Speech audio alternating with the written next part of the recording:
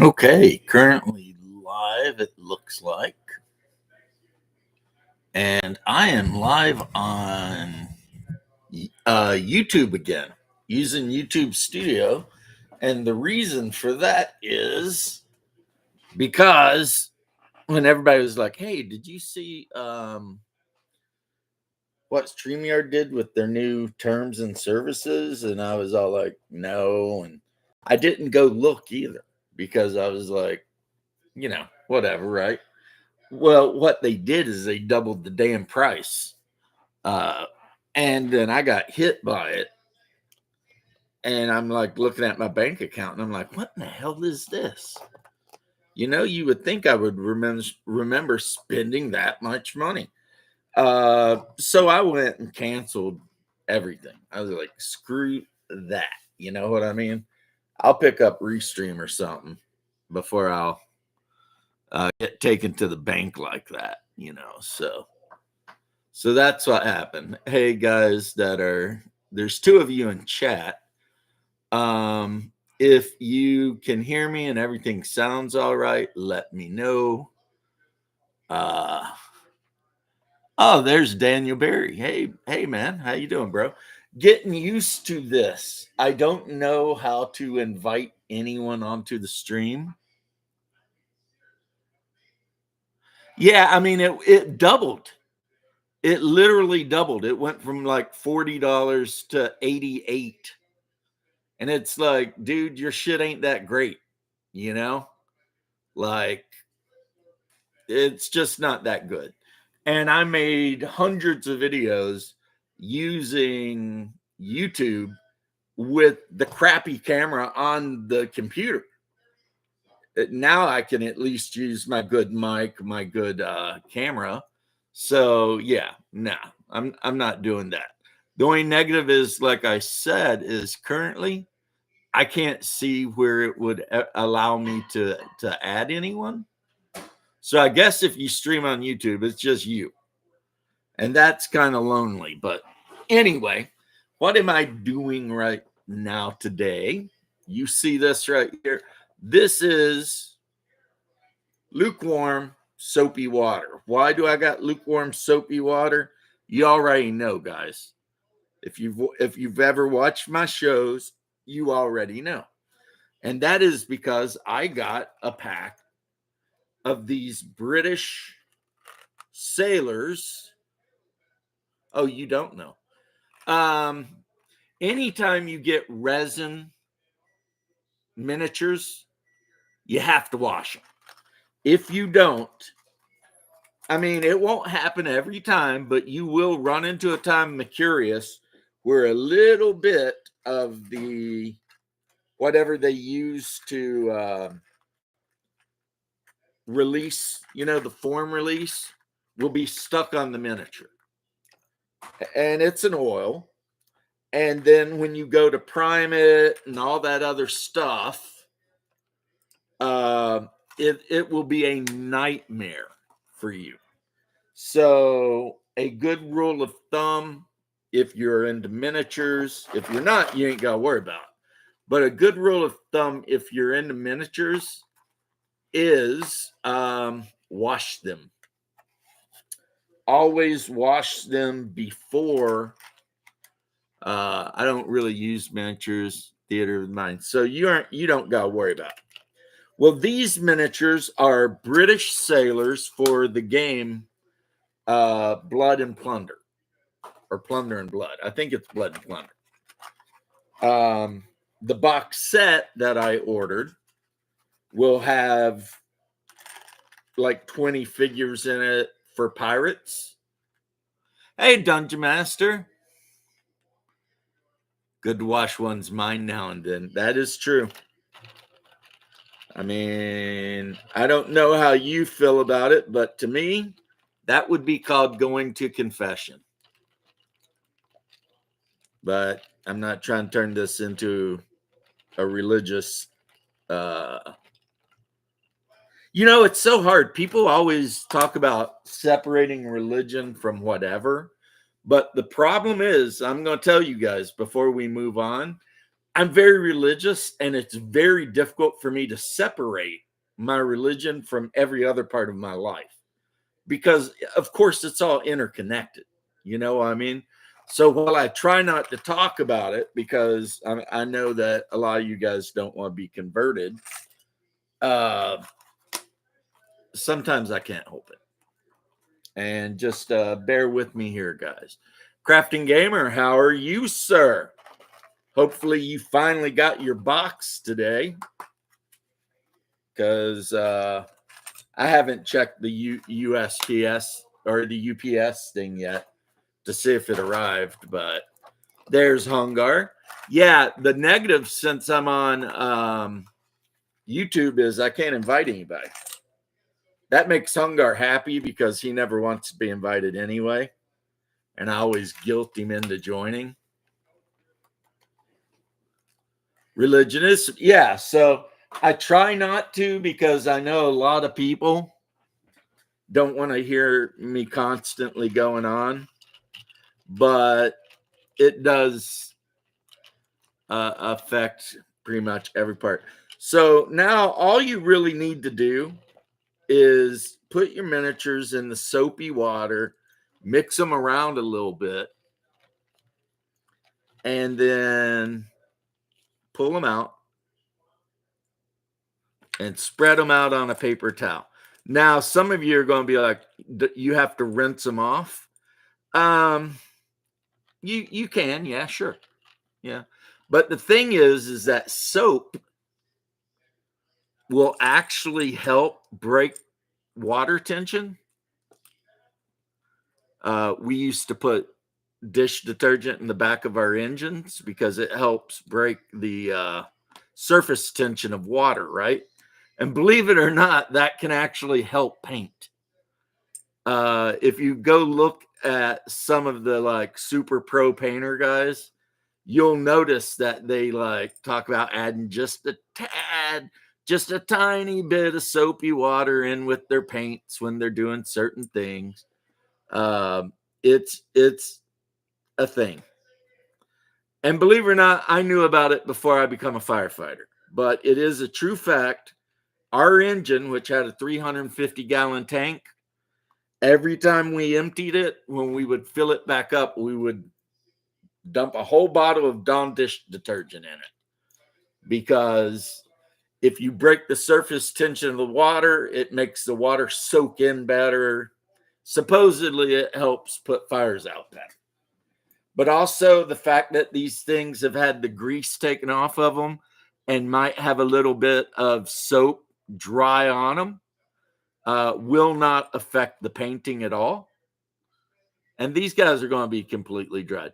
Now, the box, the seller said plastic. The box said metal. And what I got was cast plastic, resin, whatever. But I'm going to tell you guys right now, these Blood and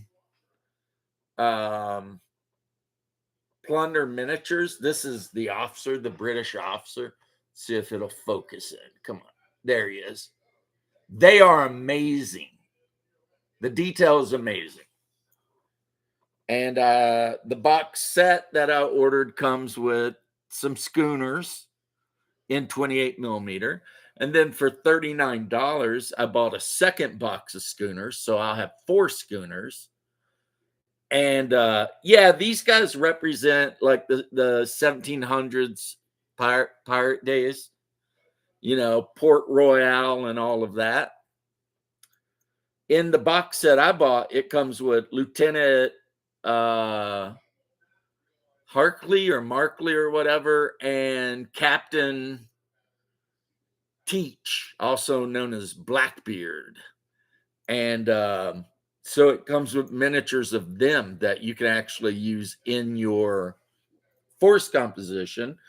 The easiest way to describe the game would be, imagine playing Frostgrave, but with pirates and using die 10s instead of die 20s. That's pretty much it. Like in the box, let me find my box. I got to keep my box. you know, and it shows you ways you can paint them up and stuff. Like anyone in a long jacket's getting a red coat. I mean, that's just, you know, but in the box, this gives you your, because they're English, this gives you all their special abilities and everything. And on the back, it gives you all of the stats you need for the different figures, because you've got freebooters, you've got forlorn hopefuls, English militia, and sea dogs. And sailors, they're all considered to be sailors, brawlers, and expert artillery crew. But the freebooters, which are your main guys, they got ball and shot, marksman, fast reload, and sailors. So, you know, and then as the English, you've got your core units and support units and buccaneers and etc. And it goes into, you know, various, like you can add support units that aren't actually British. So if you wanted to add like Native Americans to your force, you can. You can also add Africans, Dutch. Yeah. So yeah, it just depends on what's going on. And then it's got your command options. You can take, you know, which commanders you can take, like, you know, Henry Morgan, John Erasmus Renning, John Morris, Samuel Mosley. And that would be an English Buccaneer commander, because these guys are not supposed to represent the regular. Hey, James, how you doing? Unfortunately, I'm on YouTube, so I don't know how to add anyone to the chat, but I'm talking about washing figures, the importance of washing figures, which here they all are drying off. I mean, they're already dry because resin, you know. And I'm going to be painting up a bunch of British, Buccaneers. These guys would have a letter of marque. So, yeah, that's how you know he's the captain. He's got the biggest hat. Like, I've already seen the miniature for Blackbeard Teach, and he's got like a big hat, and he's got the beard, and it's got like things burning in it. He's got like a pistol and a cutlass and a bunch of pistols. Now, what's wild is something I did not know is look at the base sizes. These are like 20 millimeter bases. They are literally 20 millimeter bases. And they're Firelock Games official bases. But what's cool is they have like the wood grain pattern of a ship deck. So it's kind of wild, you know, to have figures. Hell, when's the last time I've dealt with figures mounted on 20 millimeter bases? Those bases are based. Washing miniatures, Shovelman high power industrial. Get out of here, industrial dishwasher. Yeah, those things would be gone. Yep. Yep. Well, these ones weren't 3D printed. These ones are actually cast. Now, one thing I can say about Firelock Games, these did not come on a sprue. They don't have any tabs hanging off of them. So apparently the people at Firelock Games actually clean the miniatures, and you don't get a ton of doubles. I mean, you know, there's a good selection of miniatures here.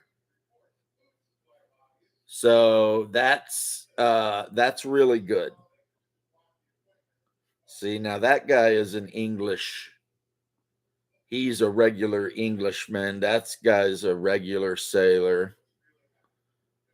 I got to divide them out into like which ones are the Buccaneers, which ones are the actual Redcoats, which ones are the British Sea Dogs. I got a dagger that broke off of somebody. I'll have to fix that. I don't think these guys should be, even though they have a lot of amazing detail on them, I don't think they're going to be that hard to paint. You know? I really don't. I think these guys are going to be pretty easy to paint. And I've got a lot of pictures to show me the way. Yeah, so yeah, I'm pretty. Oh, that is weird. These guys are almost in the same pose, but they got different hats and jackets and everything. Well, I guess there's only so many ways to pose firing a musket, you know. Got a guy in here with a damn axe going after somebody.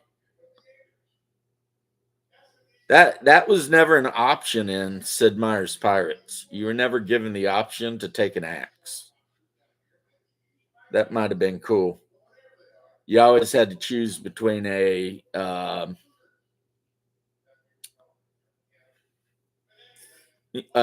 rapier, a long sword, or a cutlass.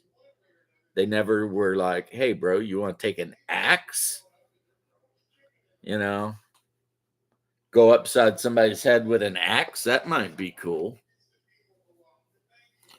Need to do some painting soon. Been too long. Yeah, I have been getting a lot of painting done a little at a time, basically. So, like, I might still need to do some shading, but these are Stargrave miniatures, and they had a cat girl head. So, I made a cat girl. Even though, let's see, come on, focus up. Yeah.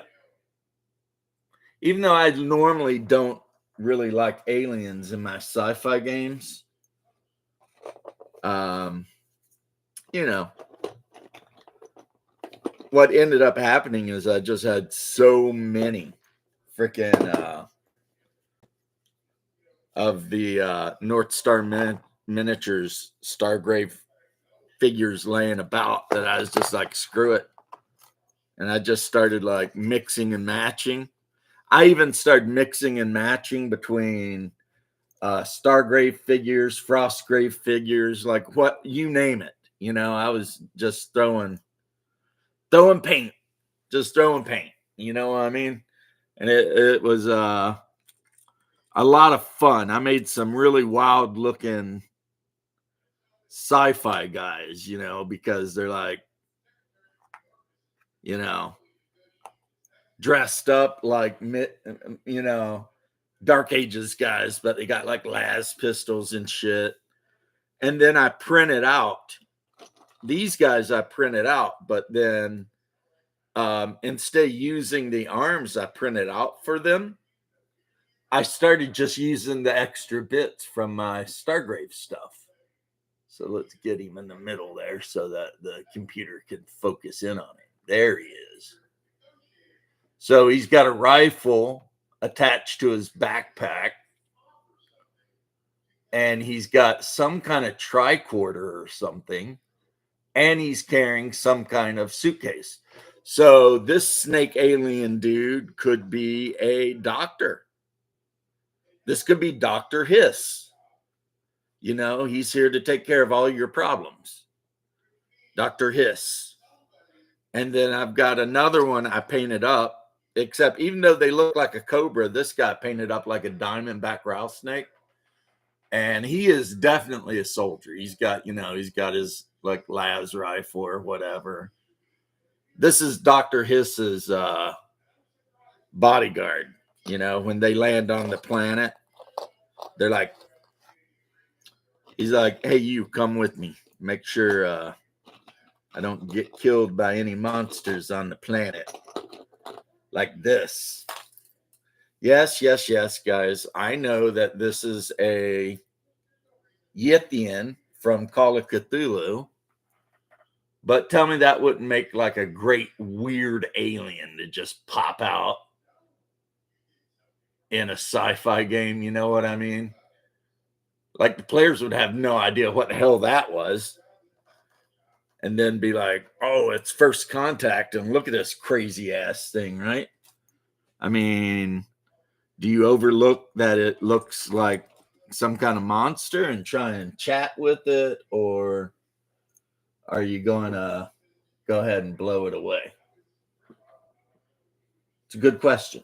That's a good question. I like those kind of questions. Make the players think about life. But yeah, I got the cat girls. I made them both mechanics, so they've got wrenches and stuff. What is it? I've got a ton of camels for some reason, because camels. Rudolph Hiss. Yeah, right? Like, you could say that their language is completely unspeakable by humans, and they can't speak the human language. So they have to wear like a translator around them all the time so that they can actually communicate with humans. And of course, this guy or girl, because who can tell? For some reason, I think it's a female. I don't know why. And this one means a lot to me, because sometimes I feel like the DM James live stream is a return of Mr. Rogers' Make-Believe Land. Yeah, it could be. With little wisdom bits, make the player think about life. Yeah, right? This guy. Now, those of you who know me well know my favorite animal on the planet is an otter. Well, here is an alien otter in an orange jumpsuit with blue suede shoes for some reason. And she's got her pack. She's got a wrench on her waist. She's got a wrench. She or he got some, some kind of optical, I don't know what those are, IR glasses, or maybe they just help her see like really close, or him. It could be a him. I shouldn't be like that, but yeah, of course I made an otter. Now the otter I would absolutely use with a 2300 Traveler game, and I would just say that they're uplifted animals.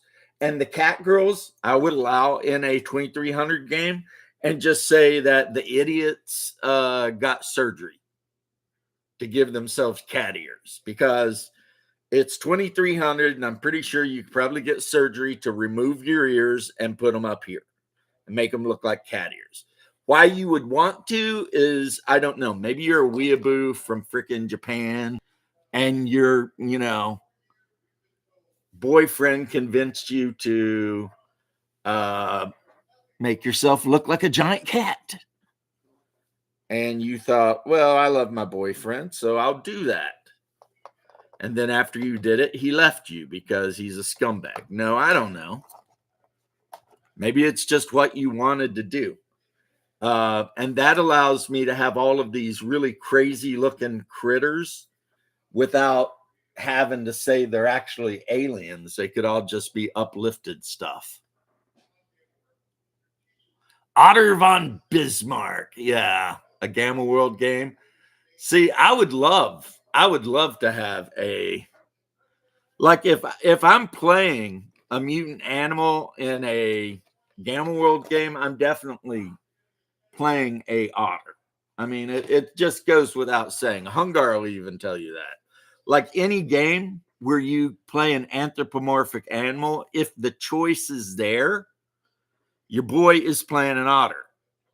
Always, every time. Which is why when Max was talking about running Palladium games and how he banned otters and weasels and stuff, and I called him a Mastilla-Day racist. Like, how could you be racist against the Mastilla-Day? They're like the best animals on Earth, I mean, yeah, they get involved in some nasty stuff, and I'm not saying you'd ever want pets, but for some reason, I've just That includes all Mastildae, weasels, minks, skunks. For whatever reason, your boy has just always been a huge fan of the Mastildae family. If we don't have cat girls by the 2300, I weep for the future. Well, according to my 2300, there are cat girls. Because in 2300 role-playing game, that's not even a major surgery. I mean, they have DNAMs that actually alter your genetics so that you become basically a dwarf. So, I mean, you know, doing surgery to change you around to look like a cat girl, that's nothing, man. That's nothing at all. That's a Tuesday afternoon. That's like in Total Recall, you know, when you go into the little office and they're like, all right, we're going to put you on there. And then you wake up a little while later and all of a sudden you're a cat girl. Or BattleTech, the starts with a C. They seem to have a weird fascination with cat girls. The Canopians or whatever. They seem to, yeah, they're all about the cat girls for whatever reason. Me, I don't know, man. I don't think that's a thing I'm interested in, but some people are. Usually, those people happen to be weeaboo anime watchers. Like if you go on Twitter, they have like all the crazy stuff in their, you know, profile, and they always have like an anime character from some obscure anime as their profile picture. And I'm going to be honest with you guys. Those people make me nervous. Like, you know, like I don't want to talk to them because I'm afraid I'll catch whatever they got. Because they definitely caught something. I don't know what it is.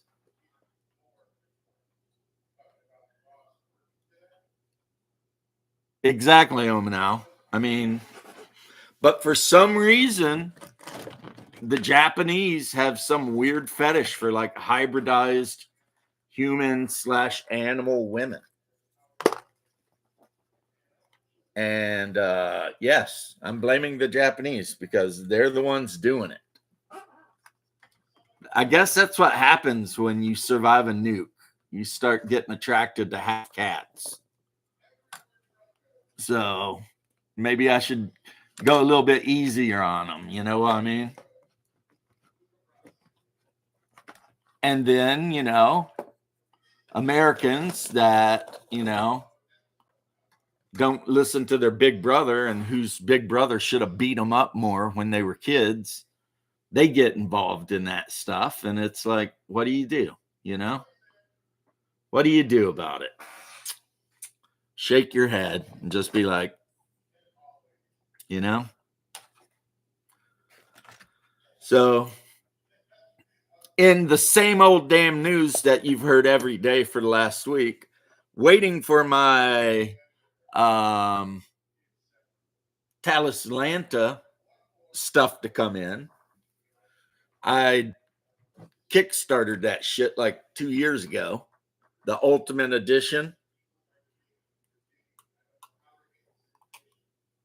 And the guy who wrote it, Sechi, actually sent me an email saying, you know, the stuff is in North America and they're shipping it all out. And I am waiting impatiently, even though I've already been sent all the PDFs.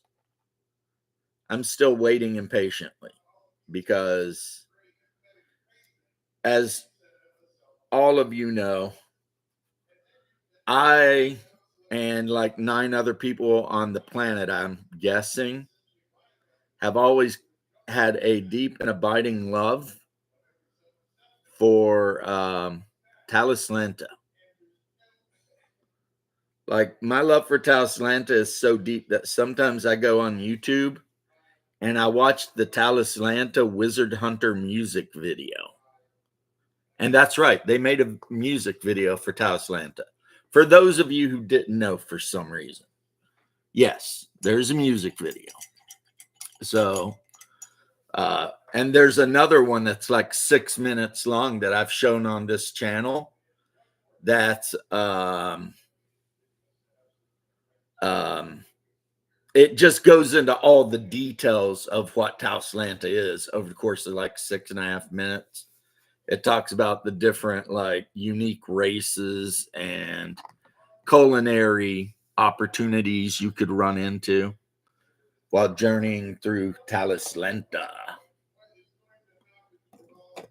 So, in other news, Russia fired another ICBM into Ukraine, but removed all the nuclear warheads and replaced them with dummy warheads. Basically, just we can do this kind of thing. So let's all say a prayer that, you know, they find peace over there before, you know, World War III kicks off. Because I don't know. I don't think any of I like to think no one who follows my channel is like, you know what would be nice? Let's go to, you know, war with like a nuclear power and start swapping nukes back and forth. I'd like to think we're all smart enough to know that that's not a good idea.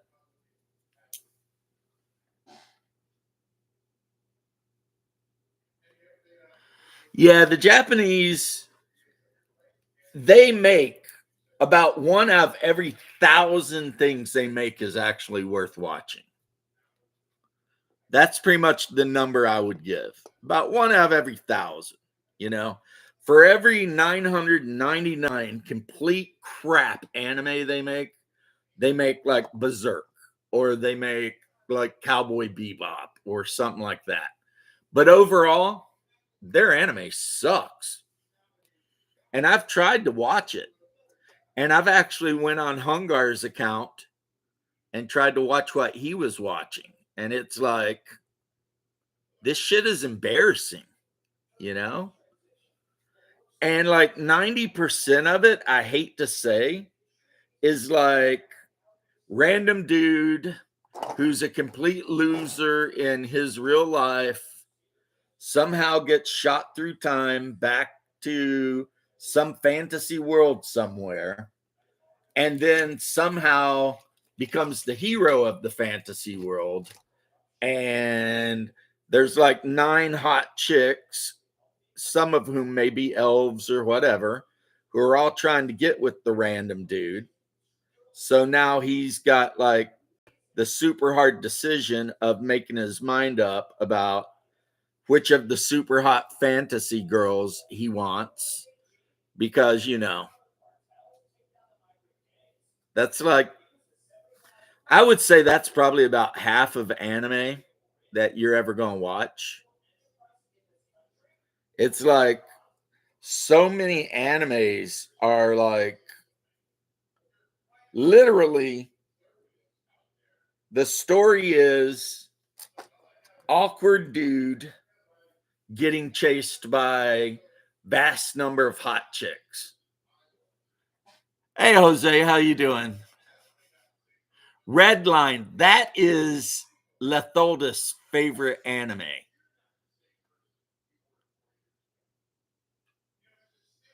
He's always talking about it. Redline, he is always talking about that anime. And I'm like, race cars? How is that fun? But I don't know. If it's a combat game like Car Wars or something, then I might have to watch it. You know, if the car's got machine guns on them and oil dispensers and stuff, then yeah, I'd probably be down for that. I mean, that sounds good. But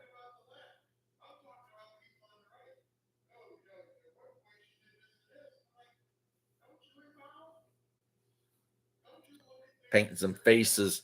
These are Russian soldiers from like the 10th century. Put some faces on them.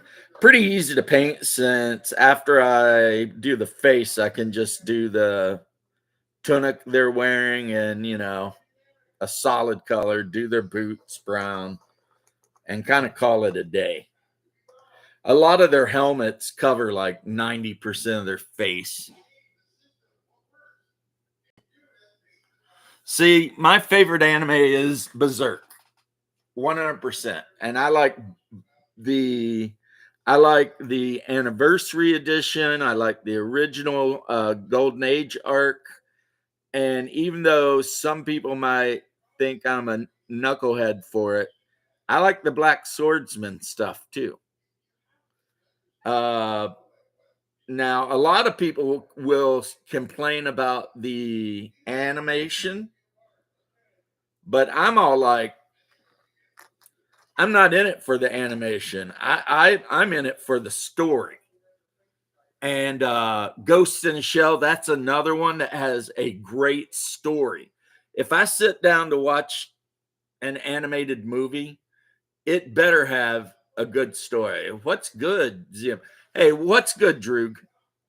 And if it has a good story, then I'll be watching it. You know what I'm saying? And hanging in there, and you know, like Goblin Slayer.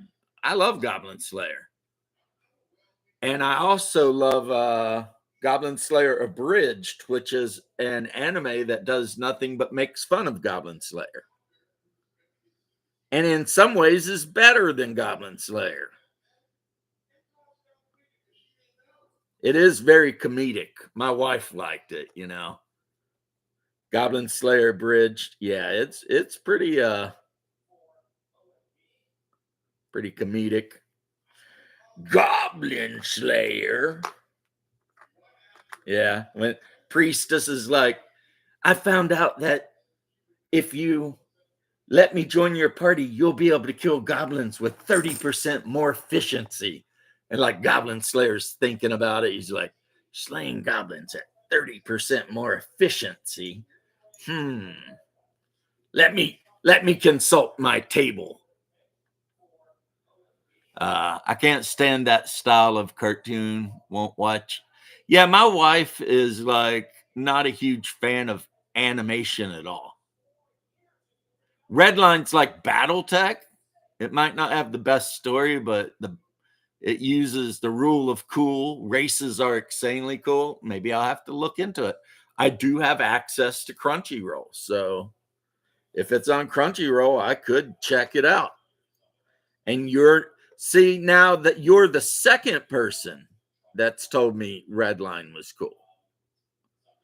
You know, when one person tells me something's cool, I'm like, okay, you know, I'll put it on the list, but that's just one person. But when, you know, multiple people are telling you, hey, you should check this shit out, it's cool, then it goes up my list of things I need to do. You know what I mean? Yep, letting my pirates, like I said, they're still drying off, air cooling, you know, move them around a little bit so that they can all touch the rolled up paper towel beneath. And while I'm sitting here talking to you, putting some faces on.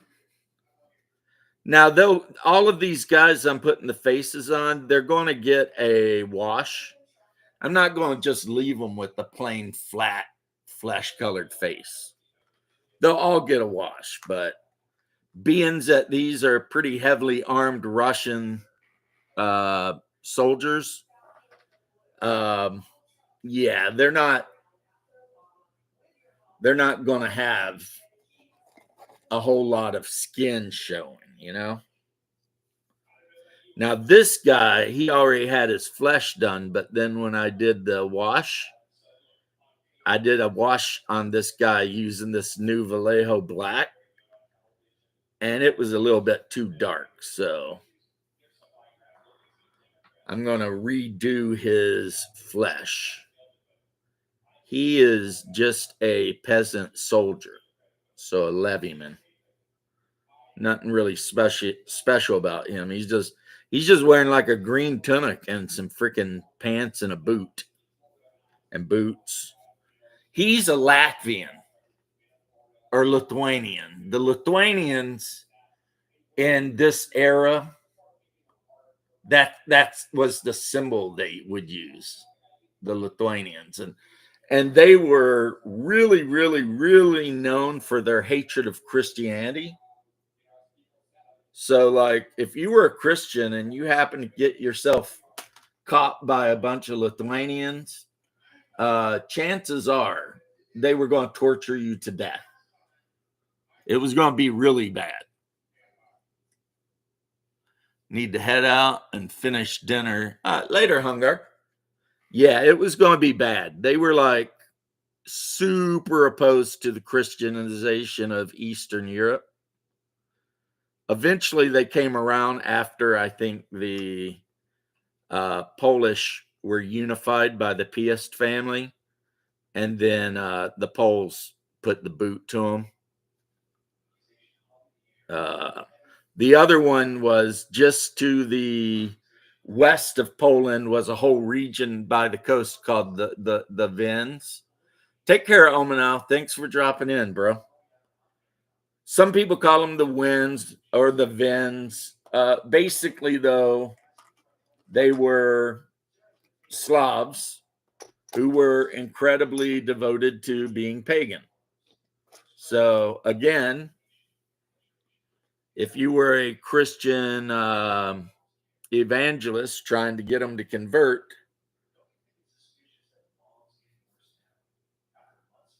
chances are they would just kill you.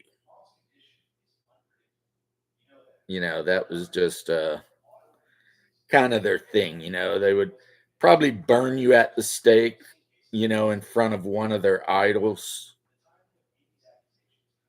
And their idols, for the most part, looked like giant totem poles. They'd be like giant logs carved with like a face with a beard, depending on if it was, you know, what's his name? The one some people like to accuse of being related to Thor, but he's really not. Starts with a P. Yeah, there's a lot of Slavic gods, but this guy is not the Slavic version of Thor because he's not. Perun. Yeah, he's not in charge of like lightning and thunder and shit like that. He's in charge of all kinds of other stuff. But a lot of people think that Perun is, you know,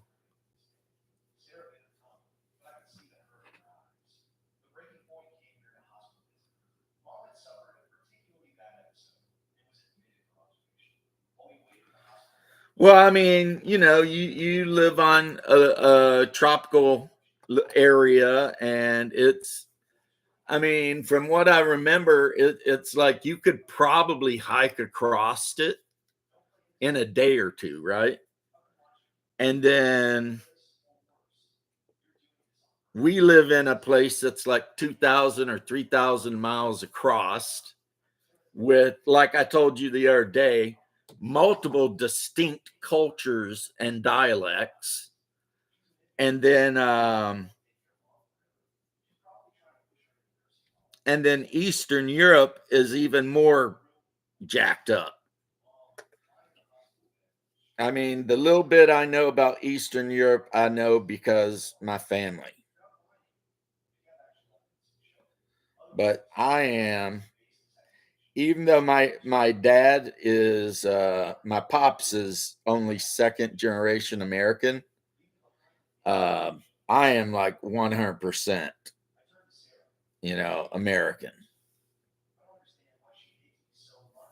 And if my mom had not taken a chance and went against all custom within our hillbilly family and married a New York Jew, then I don't even know what kind of person I would be right now. You know what I mean? Probably in prison because, you know, if you get raised without a father in the home, there's like, you know, a 70% chance you're just going to end up in prison. So that's probably what will happen to me. I just ended up in prison. I mean, that is a career choice that a lot of people from where I'm from make, you know.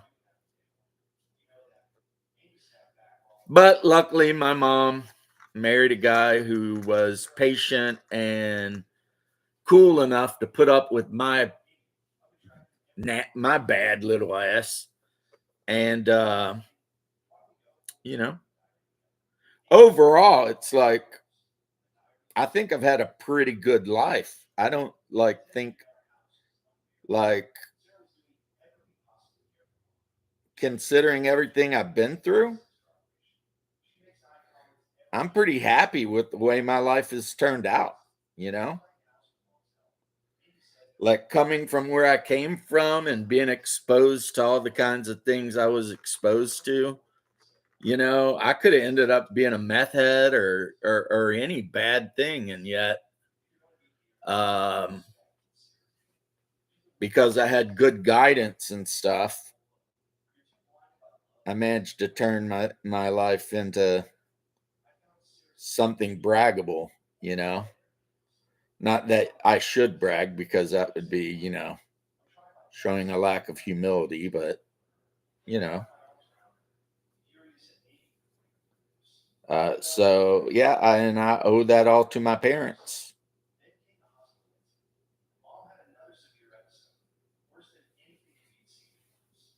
A lot of people forget that, you know what I mean?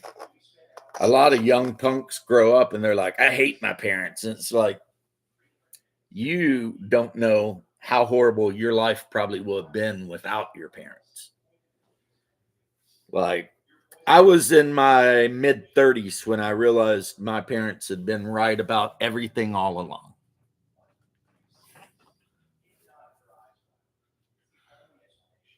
Yeah. Yep. You gotta, you know, that was actually a sermon that I had to listen to recently about recognizing the people in your life that are um, possibly leading you down the wrong path, let's say. Like one of the things they talked about is if you hang out with a person and every time, someone mentions Christ, if this person gets angry, you might want to ask yourself, is there a chance this person is possessed? Or at least at some step on the way to being possessed? Because the name of Jesus shouldn't piss anybody off. I mean, like if somebody worships Krishna and they talk about Krishna, I'm not going to be angry about it. You know what I mean? I'm going to be like, all right, whatever. I mean, in my heart of hearts, I think they're wrong. Obviously, I think that what I believe, but somebody talking about it doesn't like make me angry. But there are people out there that are all like, they actually get angry about just talking about. And it's like, dude, you might need to look at yourself and make sure that you're okay. You know what I mean? Because you might not be.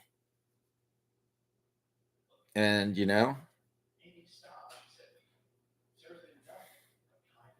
put a little highlights on these freaking. That's one thing. I'm using Pale Flesh on these guys, and I'll use a light wash on them because I'm figuring these guys are probably pretty damn white, being that they're from the Baltic region, Poland and Latvia and Estonia. And the ones I keep calling Russians are actually technically Swedes. Uh,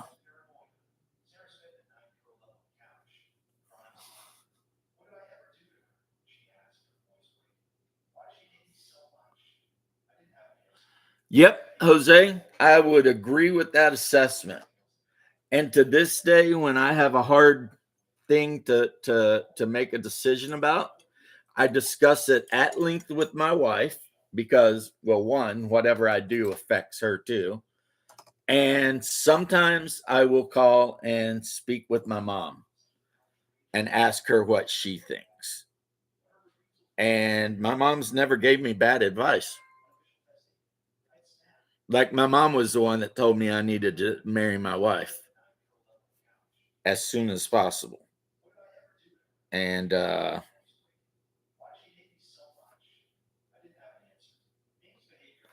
because I'd had so many, well, two bad marriages and so many relationships when I was young that didn't go anywhere, sometimes I think prearranged marriages might, in fact, be a good idea. You know what I mean? There are times when I'm like, maybe, maybe having your parents find a wife for you was not the worst thing that could happen, you know? Because unless your parents hated you, they're going to try and find you the best spouse they can, right? I mean, you would hope. You would hope. Unless you're noble, in which case, I mean, who knows? I mean, since there's money involved with that. So,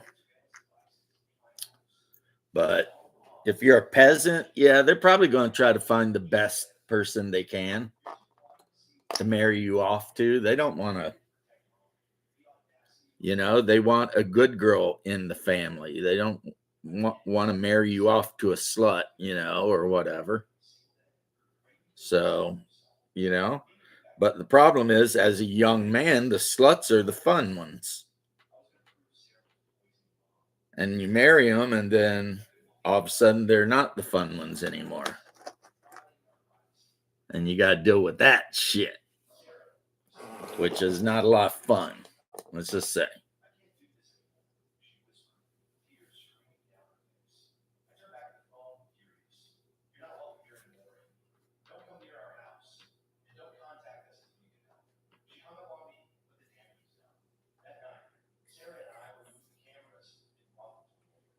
Okay.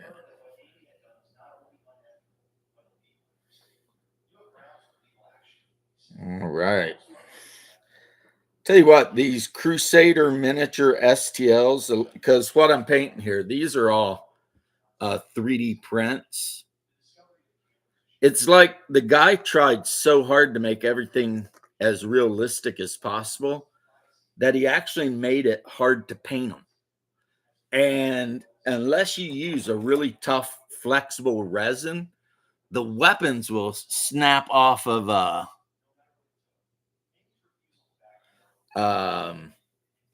yeah, a girl that played Baltec. That's a keeper right there.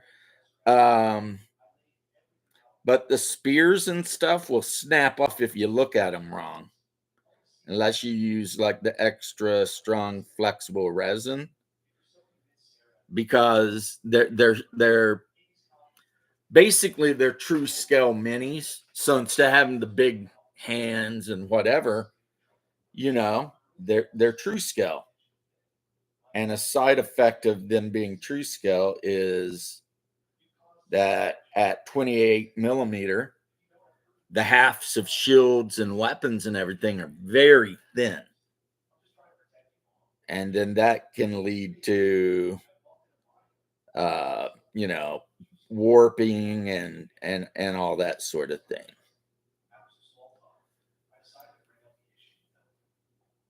This, however, is a Reaper figure from their Reaper Black line. It's one of the fishermen from I don't know. They've got some setting that they make figures for that involves like a fantasy village that's right on the shore of a swamp or something. And I hear a lot of people from America and the West in general talking about how they're feeling a positive shift occurring in the region. Well, I mean, this last election,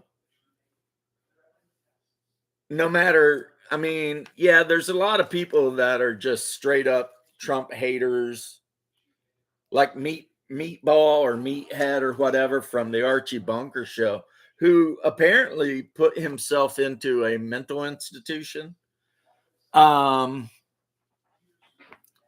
that hate the president-elect. I mean, they hate him with like the passion of whatever. But a lot of people, obviously, if you look at the popular vote and everything like that, are having like really good feelings about this whole thing. You know what I mean? They're thinking, okay, now we're going to get the guy in, and now will he be able to lower the price of eggs and food and gas and everything? I mean, I for one hope so. But, you know, one thing someone that a buddy of mine said, and I find it to be true, is once a company has a reason to raise the price of something and the people start accepting the new price, it is super hard to get them to ever lower the price. That just becomes the new price.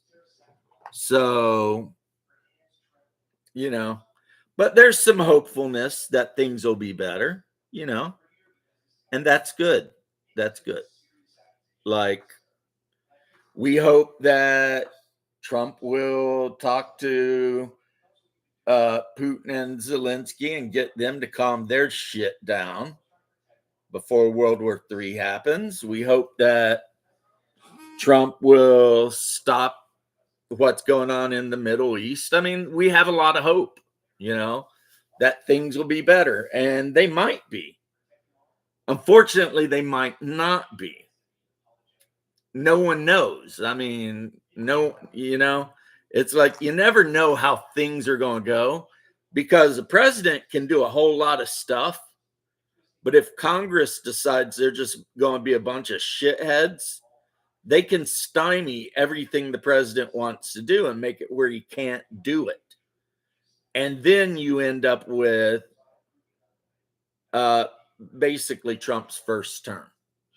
And we've already, there's already some what we would call rhinos poking their heads out. So here we have, let's see if I can get him to focus in.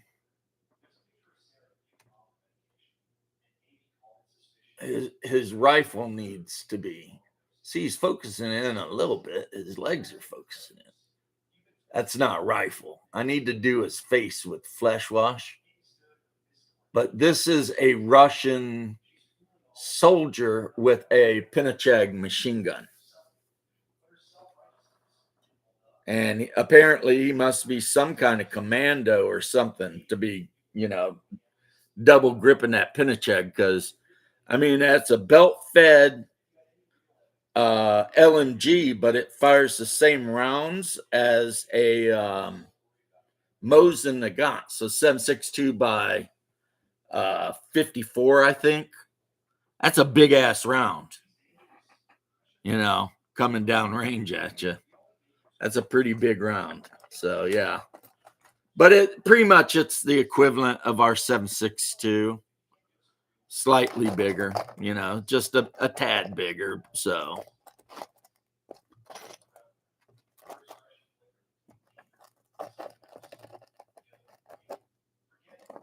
yeah, I've kind of got a couple of what if armies going, because it was more of a what if I convinced my buddies to all join me and play Twilight 2000. So I've got, you know, modern Americans, Russians.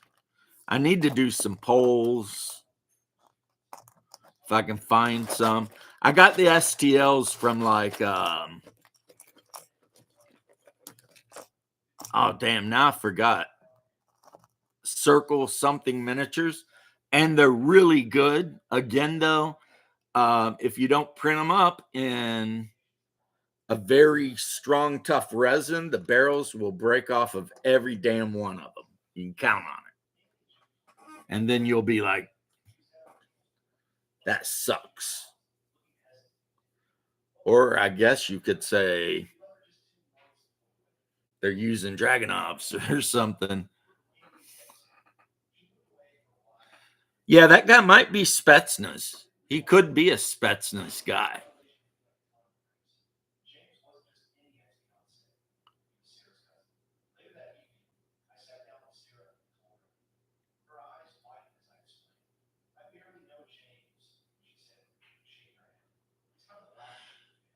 Frequencies between 1 and 10 hertz started. They appear before and during eruptions. That's not good. Spetsnaz and others use them. Okay. Yeah, I think these guys are either Spetsnaz or some other kind of assault troop. I just put some of them up in a case, but I have some of them that they're not wearing as much armor, but they all got like the night vision glasses on top of their helmets. So I don't know if they're Spetsnaz or they're whatever. One of them's got a freaking VZZ, that weird 9mm sniper rifle that the Russians love. So, which I love too. And I didn't know it. And they're all sold out now. But there is a company in the US that makes the VZZ whatever, and it fires the 9x39 round or whatever it is. And you can get it with a suppressor or without. But the problem is right now, if you want a suppressor, you got to have a government tax stamp, which allows the ATF to just come into your home anytime and ask to see your weapons. And you got to show them to them, right? However, there are people fighting the government about that, claiming that suppressors should just be allowed. And I'm pulling for them. I hope they get that done. That would be nice.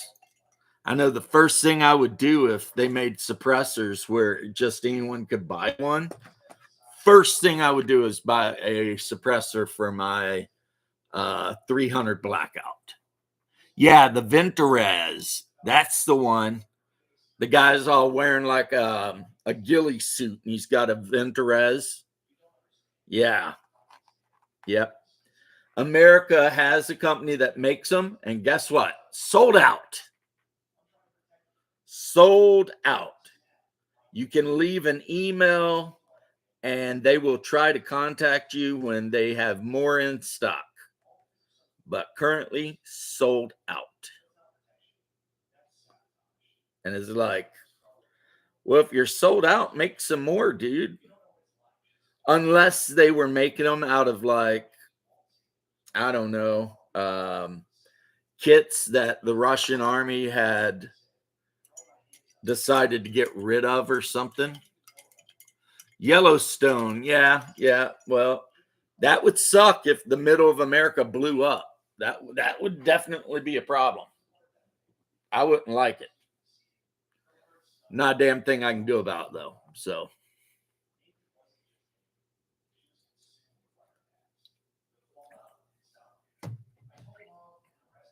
but yeah.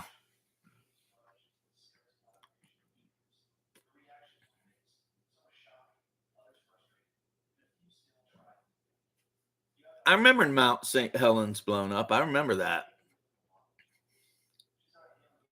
That was a long time ago, but I still remember. Here we go, here we go, here we go again. Oh, here we go again. Here we go, here we go, here we go again. Yeah. The Venturez, I actually used a Venturez for a while when I was playing Battlefield 4. Because for whatever reason, I always ended up on the Russian side. So, yep, I use the Venturez, and it is a weird but at the same time, super neat weapon. And it's definitely not like anything that the West would make. It is strange because, you know, it's got a built-in suppressor, which is awesome. It fires big rounds, which do a lot of damage, but it doesn't have a lot of range. But because of the suppressor, you can snipe people from a hidden location and you don't show up on their map, on their HUD. And if you get a couple of rounds on target, man, you just kill people with that thing, right? So it is just weird. It's like, because Americans, when we think sniper rifle, we're thinking like 50 cal, you know, or some kind of lapua around, you know, hitting people at 2 kilometers away or whatever. And then you've got the Venturez, which is designed to take people out at under like 300 yards. In a way, the Venturez round is very, very similar to the American 300 Blackout, which is also a subsonic round, even though you can get them not subsonic. But it's a subsonic round a lot of the time. And if you have a suppressor on the end of your AR and you're firing 300 Blackout subsonic, that thing's going to be, the only thing you're going to hear is the bolt slap. You know what I mean? So, yeah, you know, Slaga, yep, but they're all sold out. Every single one of every type. And we'll see. The Supreme Court's still trying to decide whether suppressors should just be. I mean, me personally, I like the idea of a suppressor because then if you go to the range and everyone's got suppressed weapons, you don't have to, you know, I don't have to wear the big ear muffs and all that shit. You know, the weapons aren't so loud, they're not blowing your eardrums out every time somebody fires one. But I don't know when or who is responsible for making it where you got to have a tax stamp to have a suppressor, but that guy was wrong. There's no reason you should have to have a tax stamp to have a suppressor. It just, if anything, it just makes you a good neighbor. I mean, because, you know, if you're out in the yard firing off 7.62, that shit is loud, man. But if you've got a good enough suppressor, I mean, it's not too bad. It'll never be silent, but at least you're not blowing everybody's eardrums out. Now, the 300 Blackout with an inline flash hider is still pretty quiet if you're using subsonic rounds. It's quiet. It's not quite as snappy as 223, but when I go to the range with my uncle, I'm planning on taking my 300 Blackout, my AK-74, which it's a Bulgarian AK, but I went heavy duty with that, and I bought like the right, like Circle 10 magazines and everything. So that thing is cherry. And I'll take probably my Smith & Wesson Hellcat.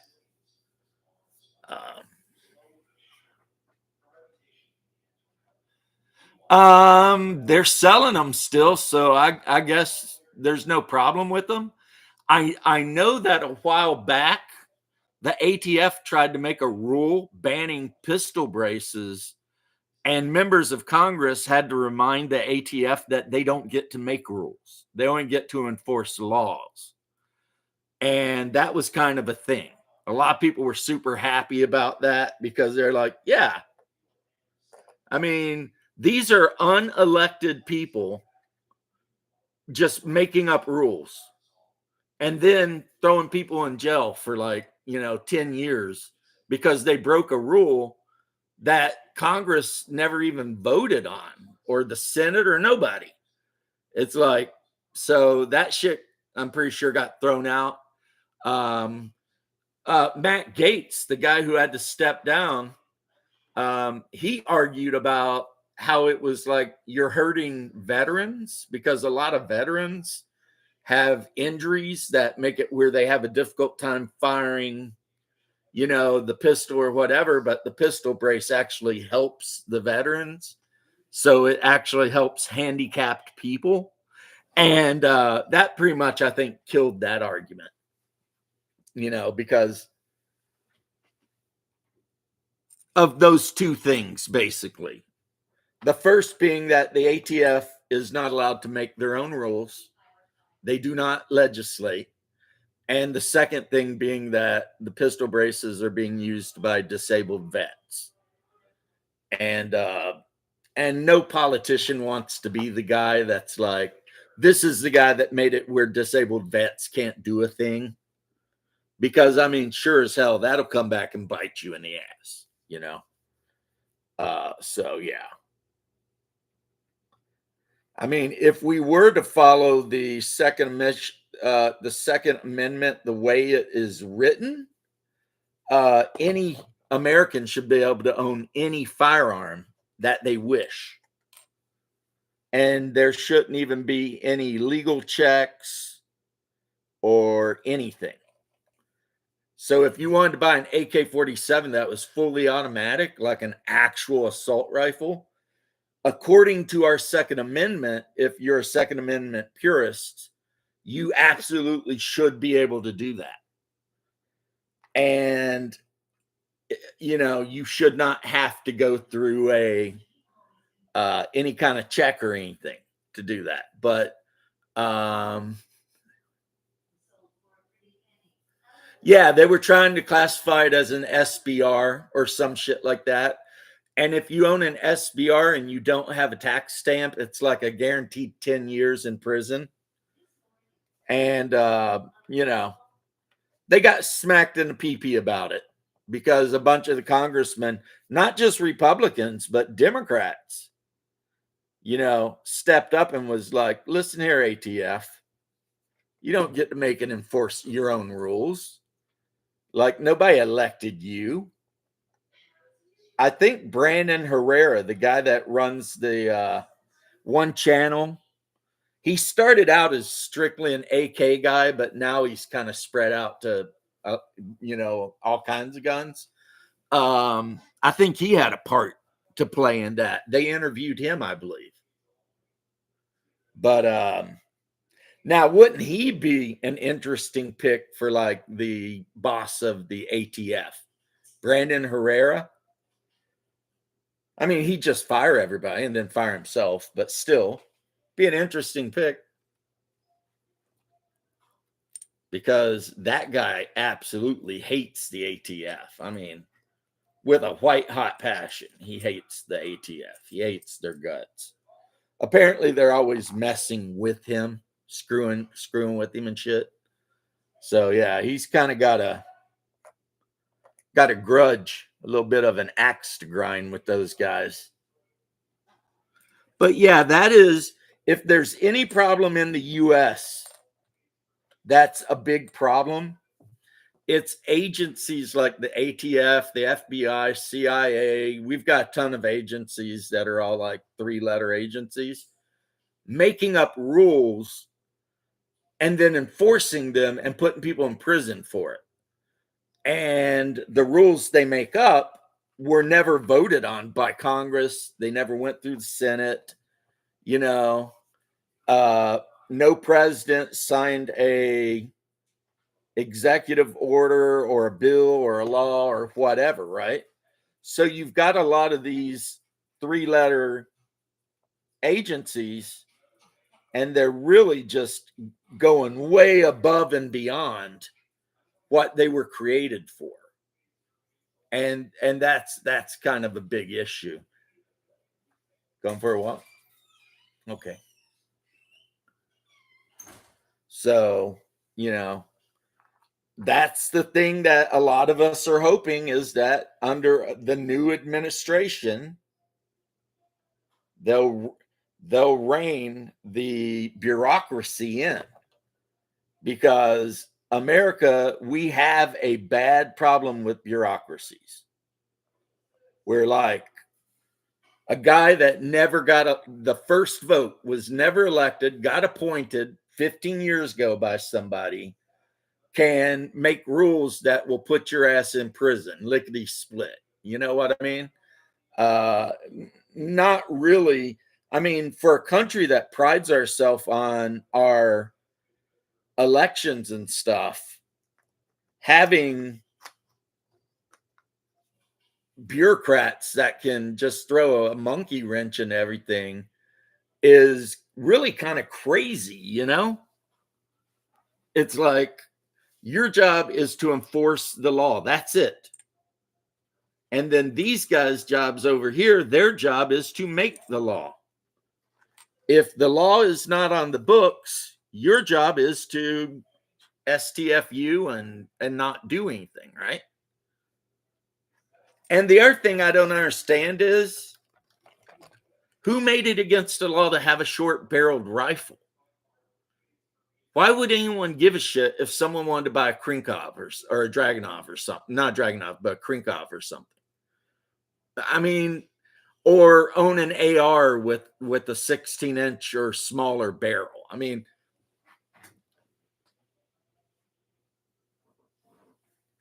the whole thing is stupid, because when people start talking about like gun deaths in America, right? If you remove suicides from the statistics, or I should say self-deletion, sorry YouTube, don't hate me. If you remove self-deletions from the statistics, our gun violence is lower than a lot of countries, other countries in the world. Not saying that's a good thing. I mean, it's not so great that we've got so many people self-deleting, but the point is, when they try to make their proof that, you know, we've got a firearms problem, the two things they don't count are self-deletions and gang-related violence. They don't. I mean, they count them, but they pretend like it's all part of one thing, instead of, you know, that's why people in other countries act like we have school shootings every other week, when in fact they're statistically pretty damn rare. They're horrible, but they're rare. Now, a Saturday in Chicago, you're going to have a couple hundred people shot sometimes, because that's just how Chicago is. Because the gang violence there is so bad that on your average holiday weekend, you have 100 plus shootings. And then they also like to count gang related shootings as mass shootings.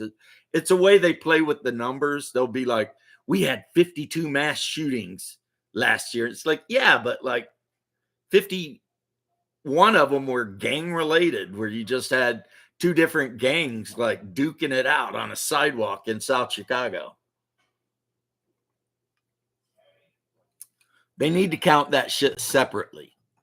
That's what needs to be done. Break off the self-deletions, the gang-related stuff, you know, into categories, and then look at gun crime. And also, yeah, like 100 plus people are killed by hammers every year in the US. You know, think about it.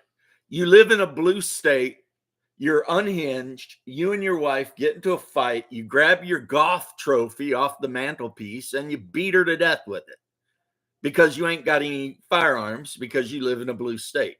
But it doesn't stop you from beating somebody to death with a golf trophy or a brick or a baseball bat or what have you. I mean, you know. So yeah, it's like a lot of stuff we do makes no sense.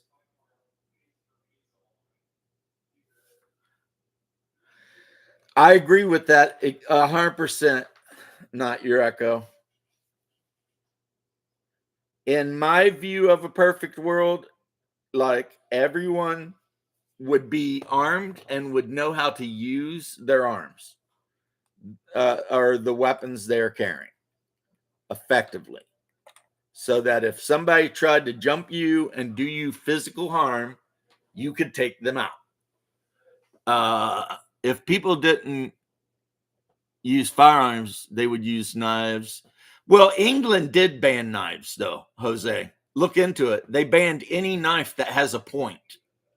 So, like, if you're a chef working in a restaurant, the knives are rounded because, and it's not stopping the gang members from running around and hacking each other up with machetes and shit.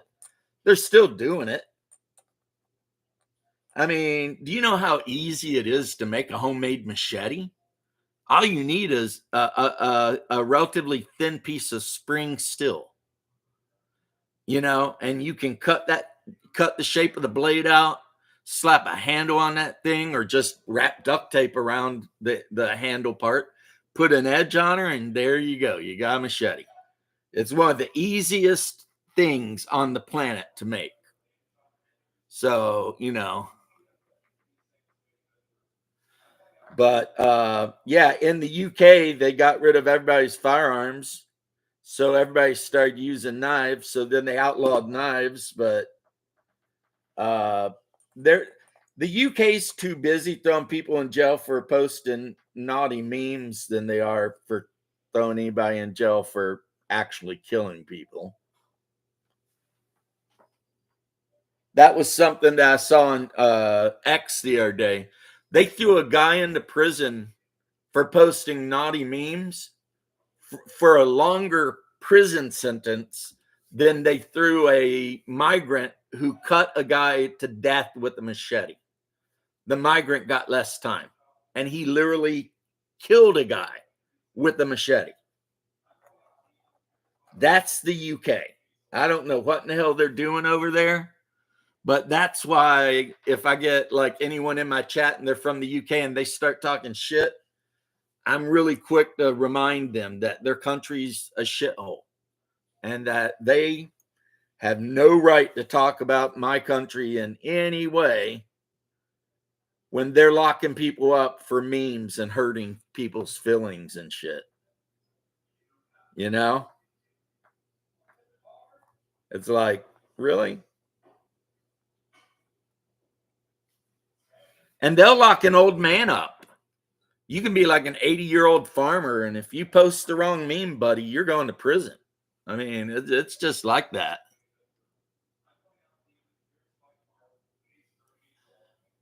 Yeah, the British have basically just decided that they don't want to exist anymore or something. I don't know what's in their heads, you know? But it's like you can't protest in Britain if you're British and you're protesting about there being too many migrants because they'll put you in prison. But if you are a migrant and you want to protest about a drug addict dying in the United States of a heart attack, you're allowed to protest in the UK. And the cops will stand by and let you burn half the place to the ground.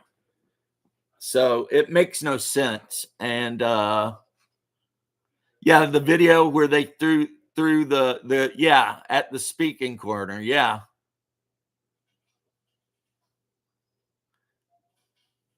Yeah, exactly. That's Britain. That's Britain. Like people can be as insulting towards like Christianity as they want. But if you say something that offends a Muslim, your ass is going to prison. That is the UK. And how it become that way, I don't know. But that's just how they are. You know? Man, I had an Indian guy join our chat the other day, and he was talking about like a sect of Sikhs that move to Canada to make money as drug dealers to send the money back to India to finance a terrorist organization that's trying to make a breakaway republic? Do I think the UK can recover? No, I don't. But, and I'm not trying to be a black pilled guy. I'm usually the white pilled guy. But, I mean, as long as, I just don't see how they peacefully recover, because they have imported so many migrants that it's like they will never win a vote again. You know what I mean? Well, yeah, Australia. Australians on Twitter love to talk shit about America, boy, and I slam them. I slam them. I put them face down in the grass, to quote Cypress Hill. You know, like when they start talking shit, and I'm all like, you can't even own a gun. You don't even have freedom of speech. If the government wants to inject you with anything on at all, you have to take it. You can't even argue. So it's like STFU noobs, you know? It's like you got all these opinions about how America could be better. We don't want to be like you. You suck, you know? At least in America, I mean, we can still tell somebody we don't like to go get effed in the A, you know?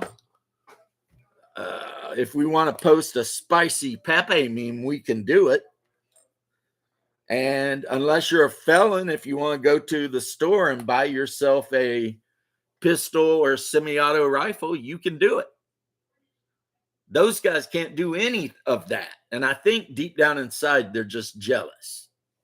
And that's why they talk smack, because I think deep down inside, they're like, yeah, we effed up. We never should have gave up our guns, you know? And I would say that for Australia and Britain, but not Canada, because apparently the Canadians got a lot of guns, like a lot of guns. So I think if the Canadian government tried to take all the Canadian guys' guns, it wouldn't work out for them. And you know they need those guns up in Canada, right? I mean, what are you going to do if you're like out hunting and a freaking grizzly bear, or heaven help you, you're so far north that a polar bear jumps your ass? You're done. You are absolutely done. If you're not carrying a firearm to deal with that polar bear, it's going to eat you, because you are KOS to a polar bear. No F's given, kill on sight. That's what a polar bear thinks of a person. So yeah. So our Canadian brothers at least managed to keep some of their firearms.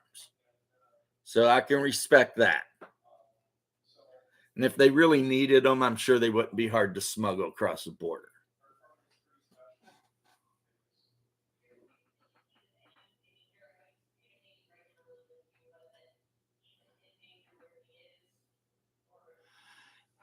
Yeah, but the Canadian guys I talk to, they're very hopeful that this next election is going to fix a lot of their issues. A lot of their problems come from Trudeau, because Trudeau is basically a communist.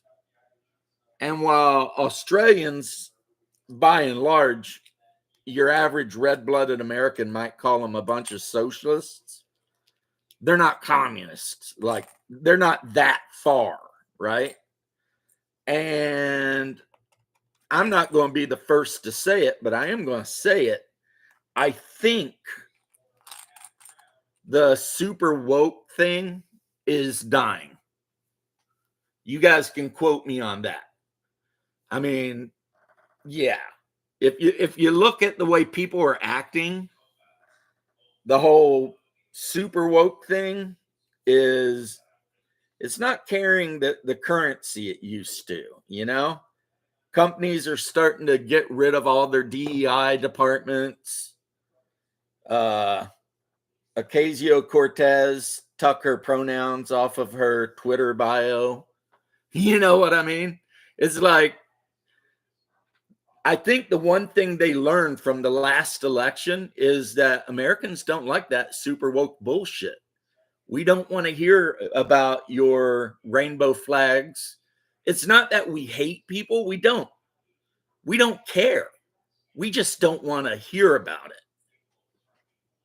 You think a grizzly's more KOS than a polar bear? I'm not going to argue with you. I just will say I disagree, Crafting Gamer.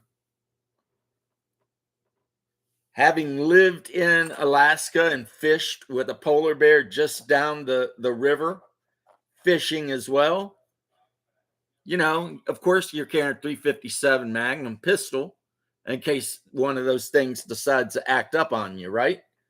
But a polar bear? No, you don't hang out next to a polar bear.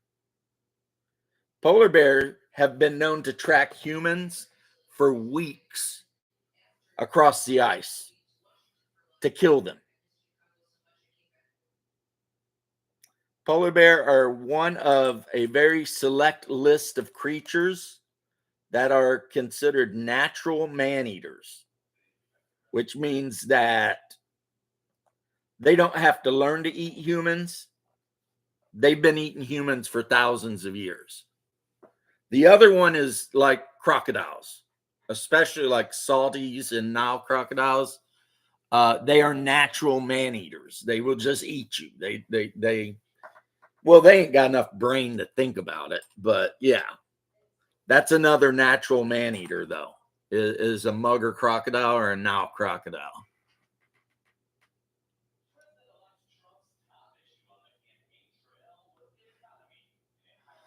Yeah, I mean, it's like, plus the opposing party's whole thing was abortion. And the thing I don't guess they got, because I guess they thought they were getting all the female votes, which they did not, right? And the reason is a lot of women are married. And I've said this before, I'll say it again. A lot of those married women got a house full of kids, and they are way more interested in the price of food and stuff than they are about somebody's right to terminate a pregnancy. And I'm saying this like from a non-moralistic point. I'm saying this from the point of view of somebody who's not trying to bring morality into it. It's just pure economics. You know what I mean?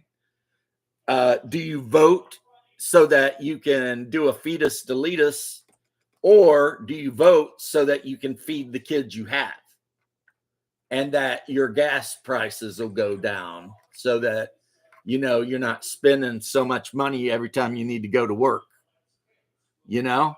And that is the big mistake the Democrats made. They kept wanting to make it about shit that the majority of people don't care about.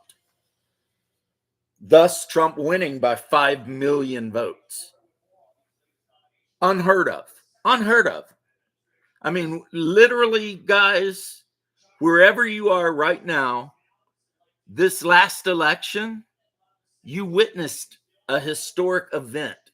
You witnessed a Republican winning the popular vote, then landsliding the electoral college, winning all the blue states, and turning every state more red than it's ever been in like 40 years. You know, if it weren't for like LA, California would be a red state. You know what I mean? There are states in California that literally flipped red. Look at the map. The only, like, I think Vermont is the only state that's solid blue. Like, even the bluest of blue states had whole counties that went red. I mean, it really is an incredible event to have witnessed. And it's only possible because Democrats are stupid. They were thinking that they could get a bunch of votes by having Megan the Stallion or whoever shake their ass on TV and getting interviewed by the whore over at Call Her Daddy. And they forgot that most normal Americans that got jobs, you know, like down at the lumber mill or wherever they got their jobs at, don't give a shit about. Not only do we not give a shit about it, I would say it was a negative. Her going on the Call Me Daddy podcast with that slut was a negative. Taylor Swift endorsing Kamala Harris cost Kamala Harris votes because Americans are like, we're not listening to singers and movie stars. They're, you know, we kind of hate them, you know, like just shut up, sing your stupid song and shut up.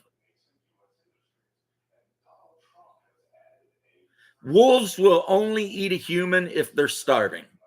But if they are starving, if they've had a hard winter and they are starving and they catch a hiker out, they will eat him. It's not something they want to do. It's just the way nature is. If it's going to be me or you, guess what? It's going to be you. And that's how wolves basically go through life. Bears, most of the time, excepting the polar bear, it just depends. But polar bears are one of those unique, like every breed of bear in the world is omnivorous. They eat berries and fruits and whatever they can get. Polar bears are 100% carnivores. They only eat meat. And yes, the Inuit tribes and Kikuks and shit up in northern Alaska, they have to post guards, you know, in pairs to keep eyes out for polar bears. Because a polar bear will follow you for days across the ice, hoping to jump your ass and eat you. And I'm talking, they know you're a person. They don't give a shit.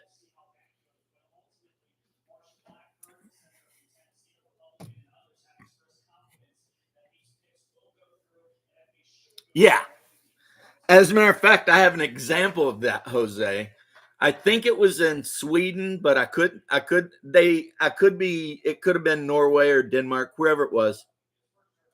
They had a baby polar bear, and the trainers were training this baby polar bear. Its name was Canute. As soon as that polar bear hit like early adult age, it tried to eat them. And these are people that had been working with it since the time it was a tiny little cute white fluff ball. They'd been they fed it with a bottle and played with it and petted it and hand fed it, thinking they were going to tame that polar bear. And as soon as it grew up, it tried to eat them. And they were like, holy shit. And then some stupid woman jumped into the cage with it and it ate her, you know, because it's a polar bear. And polar bears don't give any, they just don't give a shit what your problems are. You know what I mean? They see something that's made out of meat, they eat it. That's a polar bear. I mean, don't take it personal. You know what I mean? It's not personal. It's just that they live in the Arctic and every chance they got to grab a few calories, they're going to do it. And unfortunately, you're on the menu. But it's not just you. I mean, it's not like they're singling humans out. They will literally eat anything. A fox, a mouse, dogs, anything they can catch, seals, freaking if they can catch it. If they can get a whale that beached itself, they will eat it. I mean, they are the no F's given animal of the Arctic. They do not care. They're going to eat something. Like the song from Fern Gully, right? If I'm gonna eat somebody, it might as well be you, right? And that's pretty much how polar bears roll. They are not your friends. Now, one thing I don't understand is why Russian brown bears seem to be so much less aggressive than American brown bears. Because an American brown bear will straight up pull your face off. Like most of the time, the best thing you can do is curl up in a ball and hope it gets bored of whipping your ass and wanders off. And chances are you're going to die. But then you watch videos of people in Russia running up and smacking bears and like chasing them around and doing all this crazy shit. And it's just like, you know, what's up with their bears? You know, are their bears, I will never again say save the polar bears. Jose, I believe if you actually look it up, there are more polar bears now than there were 20 years ago. You know, while I'm not going to say that global warming and climate change are entirely fake, because they do happen. We know they happen. I'm also not going to tell you that you have to give up everything you own and live in a grass hut and eat bugs the rest of your life to stop it, because chances are we can't stop it. Like, what was it? There was an era when there was a little ice age, and before that was a warm period. That's back during like the 9th century, 8th century.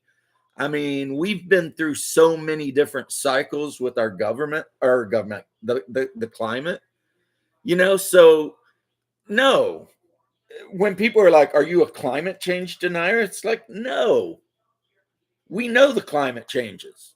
We know for a fact it does. I mean, anyone that's been alive more than 30 years has seen the climate change. But the question is, why is it changing? You know?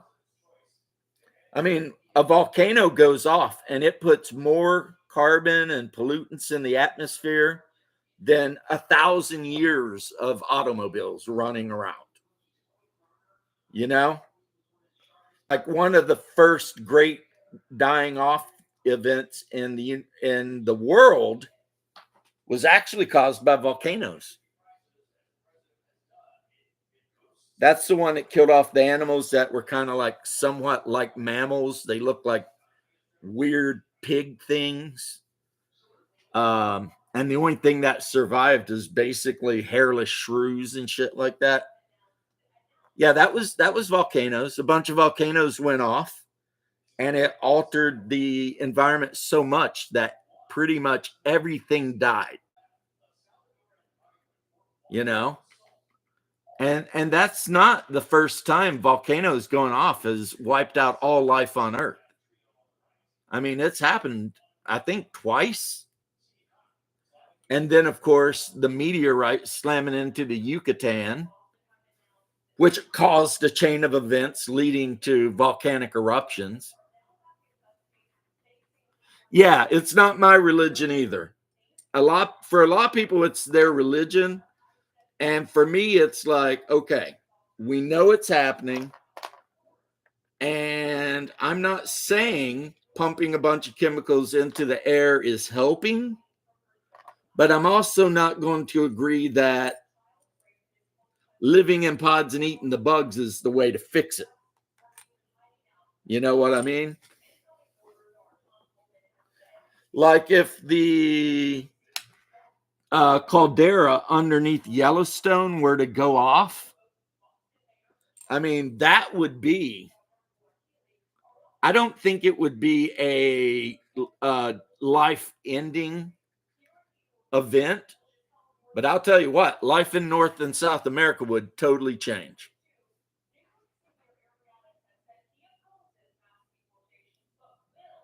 Ah, Crafting Gamer. Hey, maybe we say it's a volcano, but it was two ancient civilizations nuking the shit out of each other in a war over something that we'll never know about because it was, 40 million years ago or some shit. Maybe a human and a reptiloid empire went at it and decided to start nuking each other. And the reptiles went underground and the humans survived somehow. But everything else kind of died out. I mean, we could talk woo woo shit all day about that, but yeah. Hey, Bruce. Oh, it was conventional warfare happening on Mars. Hey, it's only a matter of time, Bruce. Space Daddy will be taking people to Mars. And as soon as people go to Mars, it's only a matter of time before you have cultural and I would say biological drift. And at some point, the Martians are going to look at the Earth people and they're going to stop viewing us as they're the same thing. You know what I mean? They're going to start saying, I'm a Martian. I'm not an Earth person, a Terran. At which point, then it's just a matter of time before, somebody does something stupid and, except why use nukes when you could just sling an asteroid at the Earth, or vice versa at Mars? Like using nukes on a planet? Nah. Just grab you a relatively big iron core asteroid and whip it at speed at the enemy planet. I mean, the kinetic energy of that thing hitting is going to do more damage than like a nuke would. It's going to literally shatter the crust of the planet. um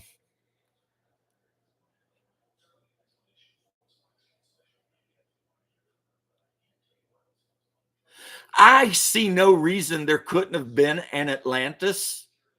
The question is, what was it like? You know what I mean? I mean, for all we know, Atlantis was just like another, city state type thing, and it got wiped out in some way. And then the myths and legends of it made it out to be this like great supernatural thing, where everybody's like, whatever. But Atlantis could be no different than Crete. Or Atlantis could have been a civilization on the Canary Islands that got wiped out by like something. And, and that's the thing, That's when I talked to Raven McMinn, who is an absolute sweetheart. That's my position on it. Off grid, how you doing, bro? Yeah, I'm chatting through YouTube, so I don't think I can add people to the chat, but at least I don't know how. And I'm going to end it in 10 minutes or so anyway. But I canceled StreamYard. They auto billed my ass for $88 because apparently I was stupid and the last thing they put out was to let you know that they were upping everybody's price. And I'm like, no, this is not good enough for me to pay $88 for. $88 a month? That's like $1,000 a year to make videos when I can make them for free on YouTube or Rumble. And I get to use my good camera, so it's 1080p. I get to use my good Yeti mic. So, I mean, if I don't get to interview people, well, that's fine. That's, I mean, it sucks, but it'll just be me talking about, like, today before we got into everything else. I was talking about making sure to wash your figures, especially if your figures are cast um, plastic resin, because like when you buy Reaper miniatures, no matter what, wash them. It won't happen every time, but like 1 in 10 times, you will run into a Reaper miniature that's still got a little mold release on it, and it will make your life a living hell. And you might be doing the most beautiful paint job ever, and you'll hit that area, and the paint will just run off of it like it, like two opposing magnets. Ask Bear what he's using. I think he might have migrated to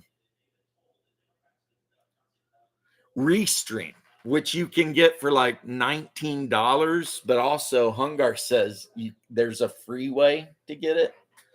And then there's ODS, which I don't know if you have to pay for ODS. I know the vast majority of the videos that used to be on my channel, I made using YouTube. And that was before I even had a good camera. So it was YouTube at 780p.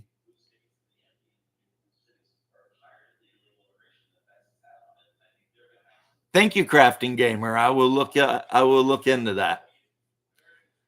Yeah, like right now, I have no idea the ins and outs of YouTube. But I've probably made 300 videos with YouTube over the years.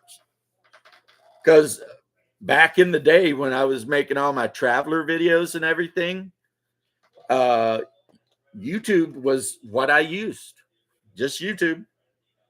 And I would sit down and make a video, and that would be that. I'd make a video about why Traveler's awesome and why everyone should try it, and I'd put it out, and then that would just be that.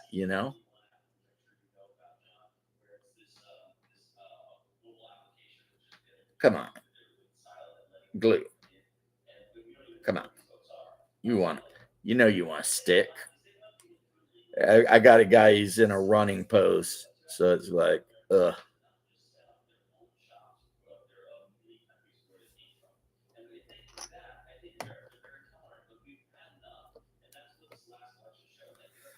Yeah, there we go.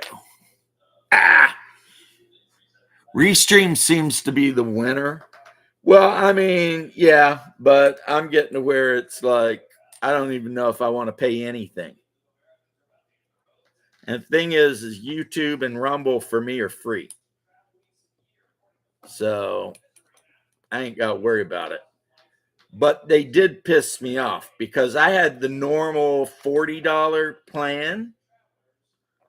And for some reason, somehow they upped it to the $88 plan. I did not do that. So I had to like cancel all my shit, demand a refund, go through my billing and say that I'm not like dealing with that shit. It's like, I don't know what StreamYard was thinking. Apparently, they got too big for their britches because they are not as good as they think they are. They are definitely not, they don't have enough features, like the music that you can add to your video is incredibly limited. You can't make an opening for your videos or an ending video with that. You got to make it on something else and then import it, right? So it's like it gives you crap functionality, and they want almost $100 a month. Yeah, get bent. Get bent. That's what I said. So yeah, they hit me with that bill, and I called them, and I was like, "F you guys." My bank. I went through my bank, and I said, "Yeah, that's bullshit." Like I did all the things. And the other thing that hit me and wasn't supposed to was Microsoft 360. Hit me for $100. And I'm like, why is Microsoft taking $100 from me, right? I'm like, what in the hell is this? And then when I finally figured it out, it was 360. And I'm like, I didn't have that on reoccurring billing. As a matter of fact, I think it's deleted. So, and Microsoft, let me tell you, they are not easy to get a refund from, because you got to go like through 9 different places and fill out like 8 things in triplicate, and everything like that. And it's like, and they're like, just so you know, you'll lose all these benefits. And I'm like, I don't care. I don't want them. And then you click the button and they're like, are you sure you don't want all these benefits? And I'm like, I'm 100% sure. Hey, Doc, how you doing, bro? And then, and that's like, while you're trying to cancel your shit, every page is them telling you how you're going to miss out on everything if you cancel your stuff. You got to go through like 5 pages to cancel it. And then I deleted it and my computer started working better. So I'm like, well, what do you know? Delete that shit. And they're like, you've got a lot of stuff on your computer that's also being stored in the cloud, and you might lose that. And I'm like, good, But anyway, guys, we're getting up to 2 hours. This has been me talking about why you should wash your miniatures if they are made out of any material, really, because any miniature that's not 3D printed could have form release on it, whether it's metal, whether it's hard plastic off a sprue, or it's resin. So just get you a little water, throw a little bit of dish soap in it, soak them around in a little bit and dry them off. You'll be fine.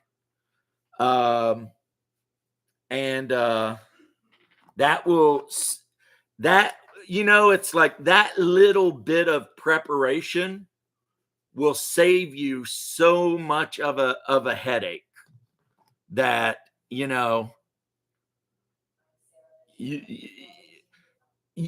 I've dealt with that headache before. So believe me, when you're trying to primer a figure and like you primer it and you let the primer dry overnight and then you go to paint it and there's a spot where the primer just peels right off and the paint runs from it like it's afraid of that spot, and you're like, gotta go wash this thing. Shortcuts are my fighter. Yeah, I have the clear resin to do all of the windows, and I've also got the pilots on the build plate. I've got a gunner already to go in there, but I wanted to wait until I put the glass in and everything and painted the interior. Plus, I can't make up my mind how I want to paint it. Like, do I want to just paint it dark silver and maybe paint the nose yellow? How do I want to paint it, And of course, the turrets turn, and I need to put the weapons in there. But yeah, I can actually print a floor like this that has like a big coupling that sticks out that the fighter will connect to, so that literally you can have the fighter connected to the ship by a little crawlway or whatever. I don't know if I want to do that or not, but yeah. But anyway, hopefully not tomorrow because that's Sunday, but hopefully next week I'll get the rest of my Blood and Plunder order, and I'll build a Caribbean style sloop on a video, and you guys can see it. I mean, it's hard plastic, and you get 2 in a box for like $39. So if you're into pirate stuff, you know, 1700s. It's pretty neat. And then, of course, I need to look at this and paint up my figures here. So that I have my English army ready to go.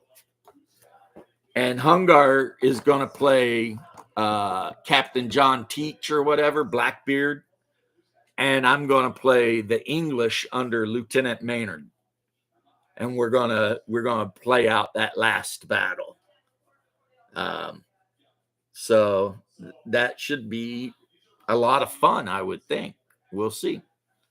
But anyway, I'm going to go ahead and end this and go aggravate the wife for a while. So peace and love, everyone, and I will catch you later.